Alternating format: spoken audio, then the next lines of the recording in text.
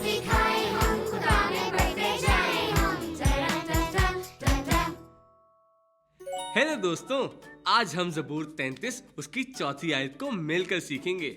तो पहले मैं आपको पूरी आयत सुनाऊंगा और आप ध्यान से सुनेंगे। फिर एक लाइन मैं बोलूंगा और आप उसको दोहराएंगे और आखिर में हम मिलकर पूरी आयत को बोलेंगे। तो क्या आप तैयार हैं?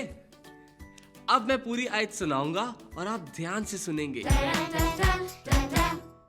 क्योंकि खुदा का कलाम रास्त है और उसके सब काम बावफा हैं।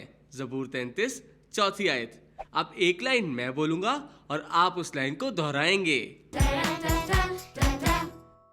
क्योंकि खुदा का कलाम रास्त है और उसके सब काम बावफा हैं। ज़बूर 33 चौथी आयत।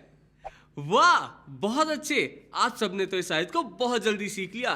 तो क्यों ना हम इस पूरी आयत को मिलकर बोलें।